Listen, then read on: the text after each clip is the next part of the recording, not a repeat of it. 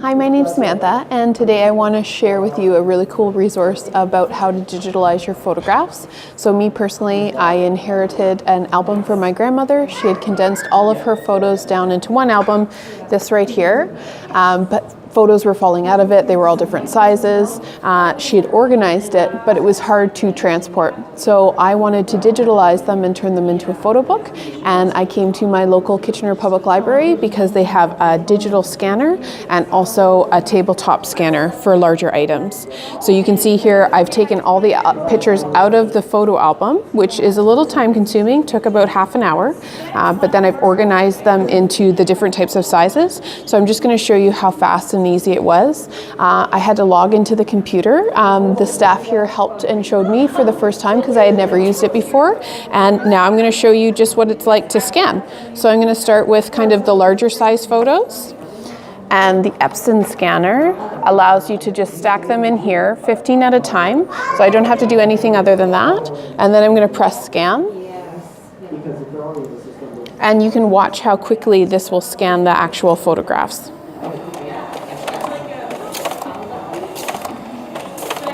So those are my larger size. Then I'm going to go with just the standard kind of printed off side. And it does up to 15 at a time, which is pretty cool. So I've told the scanner where to send all the photos, so I'm just putting them on a USB stick, and then I'm going to use them to put into a photo album and create a book that's very nice and thin, easy to transport, and also not as heavy. So you can see how fast it just scanned 15 photographs. But not only does it do those sizes, but it goes all the way down into miniature sizes. You just have to keep adjusting this little bar here.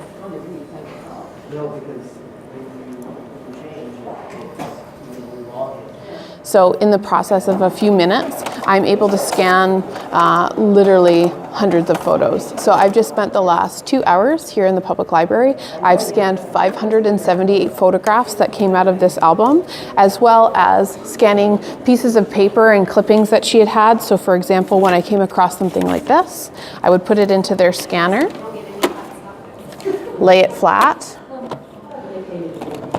and then again with a click of the button,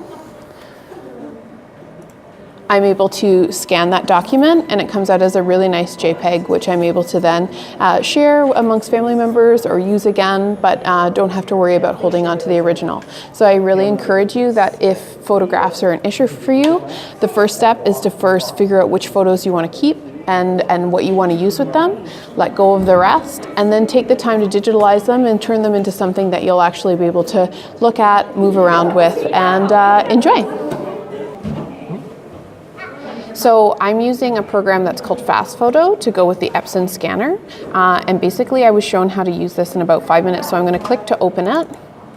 And what's going to come up are the photos that I've organized. But you can see here that it's very simplistic in the fact that you can either scan photos. Once you scan them, you can share them.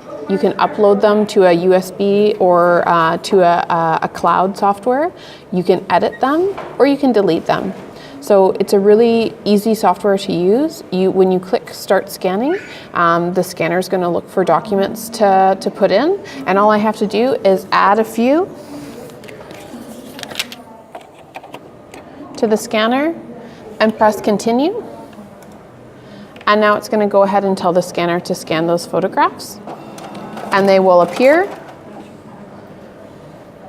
like that. And here's the photos that I've just scanned.